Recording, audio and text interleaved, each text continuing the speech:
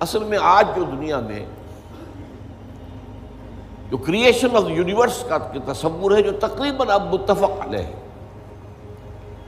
کچھ عرصے پہلے تک جس کو ہم کہتے ہیں Newtonian era of physics, Newton کا دور، وہ بابائے فزکس ہے، اس میں کوئی شک نہیں، بابائے طبیعیات جو ہے وہ نیوٹن ہے، اگرچہ اس کے بعد ایک انقلاب عظیم آئنسٹائن کے ذریعے سے آیا، اب یہ آئنسٹائن کا دور ہے جس میں ہم سانس لے رہے ہیں، لیکن یہ کہ بابائے طبیعیات نیوٹن،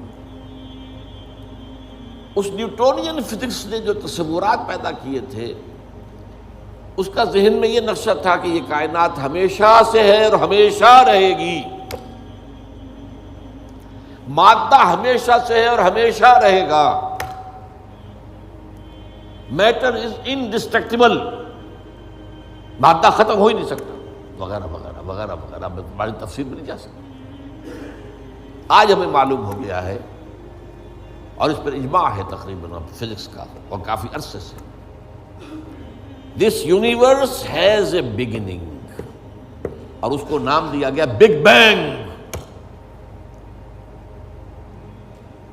کتنے بلینز اینڈ بلینز اگو، ایئرز اگو، ایک بہت بڑا دھماکہ ہوا تھا، بگ بینگ، اور اس سے کائنات کا آغاز ہوا۔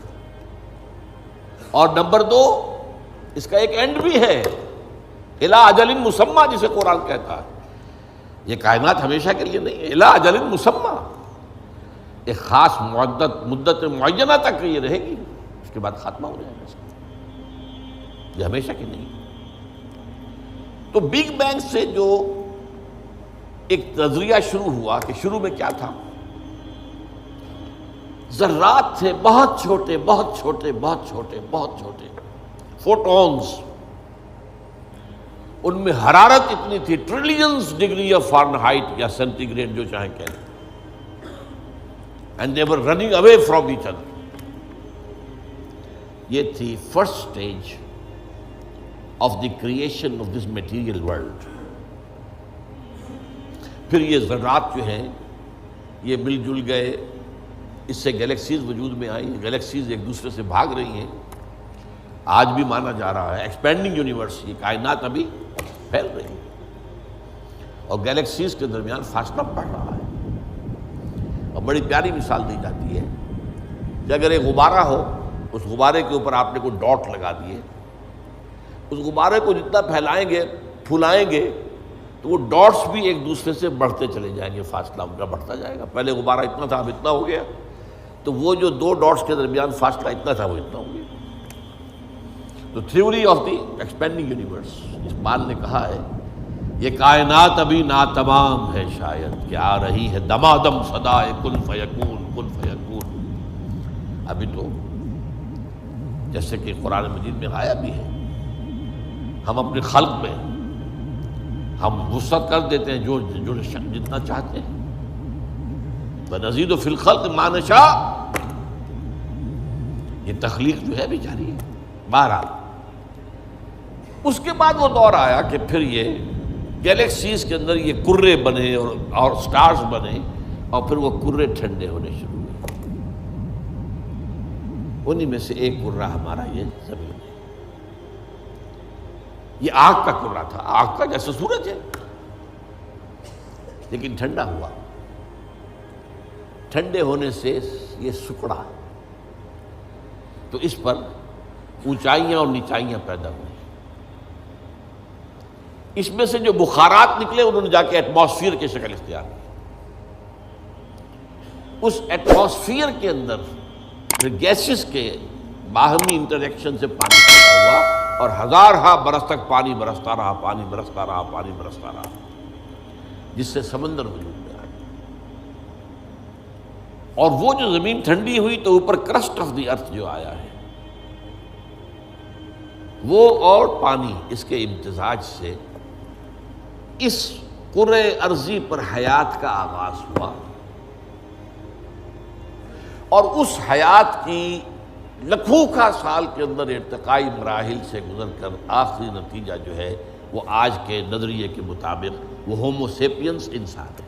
یہ میں نے آج کا نظریہ تخلیق آپ کے سامنے رکھ دیا۔ اس میں سے پہلے حصوں کے بارے میں تو اب اختلاف نہیں ہے، البتہ یہ کہ ایولیوشن کے بارے میں ظاہر بات ہے کہ اختلافات ابھی ہیں، لیکن یہ کہ یہ نظریہ ہے، اگرچہ بایولوجی کے میدان میں تھیوری آف ایولیوشن جو ہے اسے قبول نہیں کیا گیا، لیکن یہ ہے کہ ویسے اس کو تسلیم کیا جاتا ہے as a matter of fact. انسان کی سوچ میں، سوشل سائنسز میں ہر چیز کے اندر جو ہے وہ تھیوری آف ایولیوشن گھس چکی ہے۔ اب جو بات اس میں نہیں آئی ہے وہ بات میں آپ کو بتا رہا ہوں۔ This big bang was the beginning of the material universe.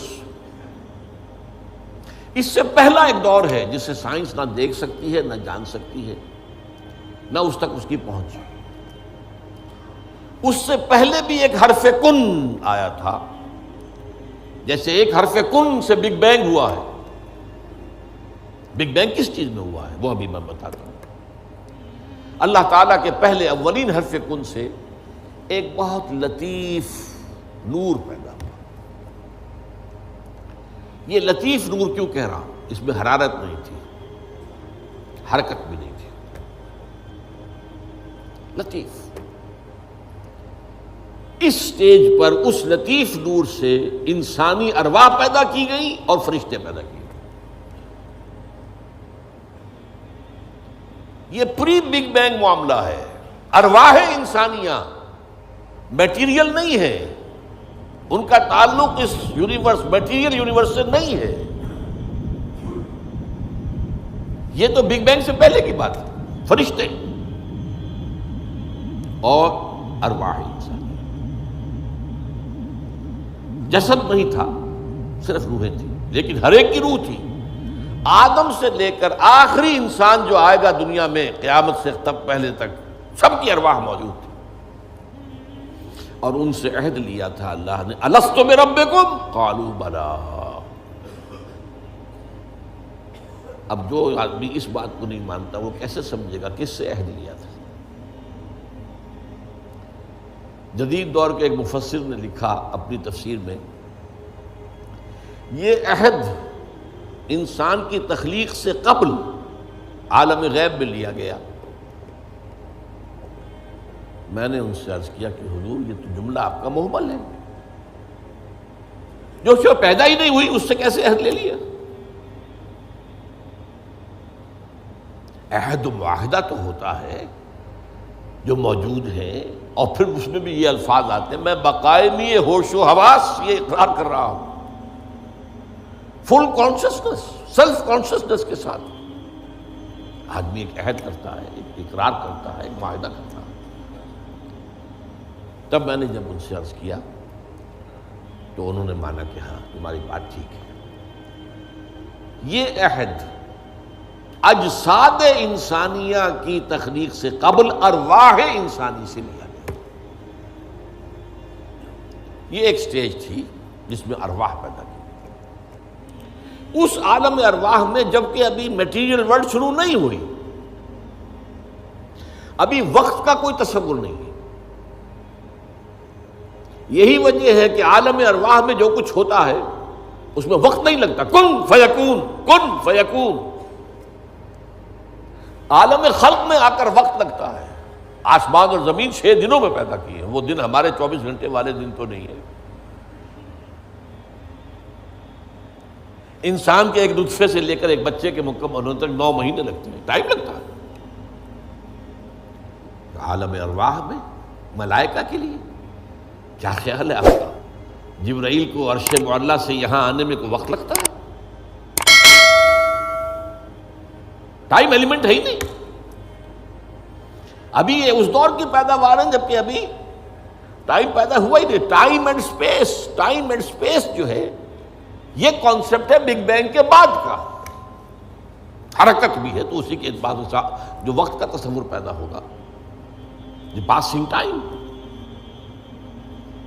لہذا یہ ارواح انسانیہ پیدا کی گئی جبکہ ابھی میٹیریل یونیورس کی ابتدا نہیں ہوئی تھی، اور ان کو ایک کولڈ سٹوریج میں رکھ دیا گیا۔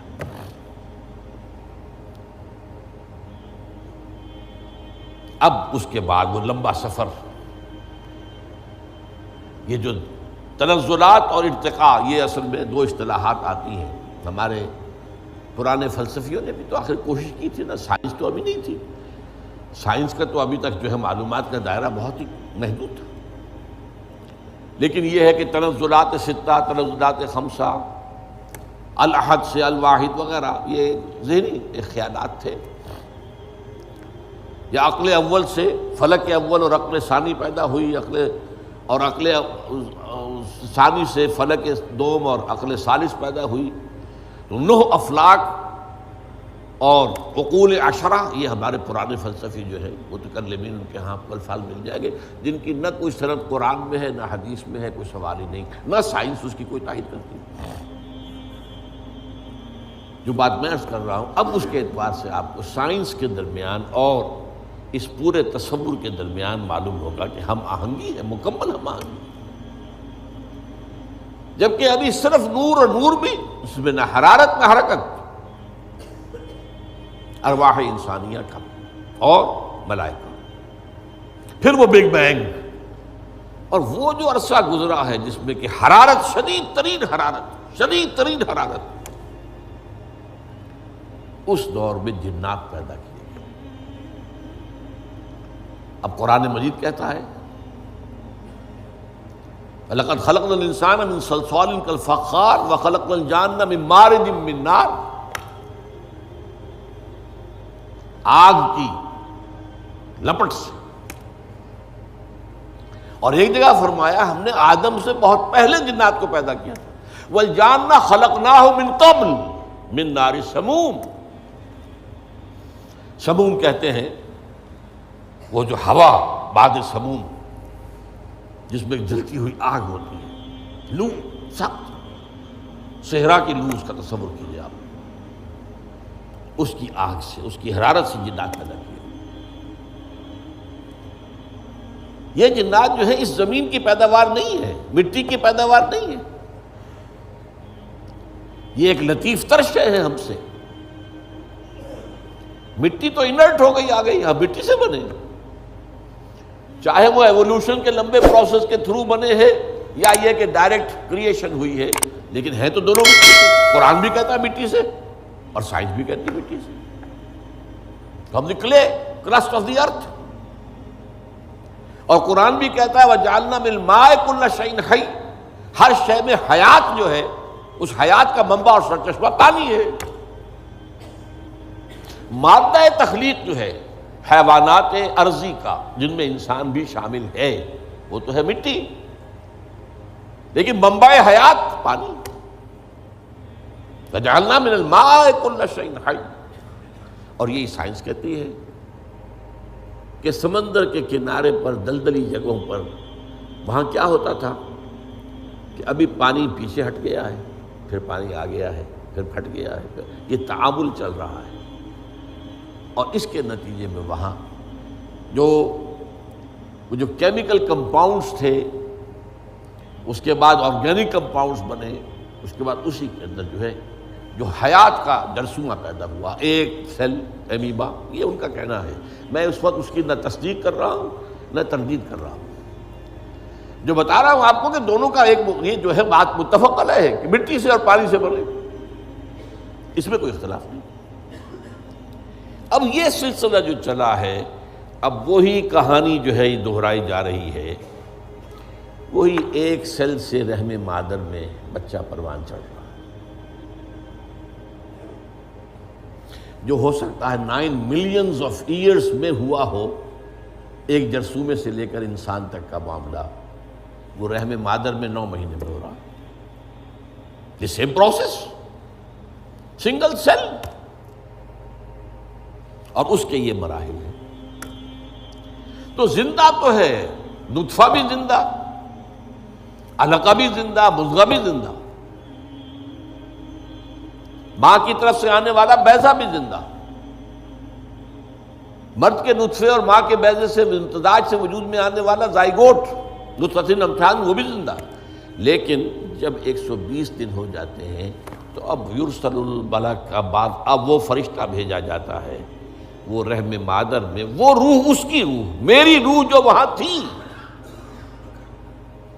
وہ لا کر میری والدہ کے رحم میں وہ جو میرا حیولہ وجود میں آیا تھا اس کے اندر پھونکی گئی ہے، تب میں بنا ہوں، میرا وجود انسان کی شکل اختیار کیا۔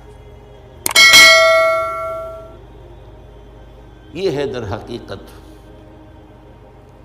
قرآن مجید کا جو حقیقت انسان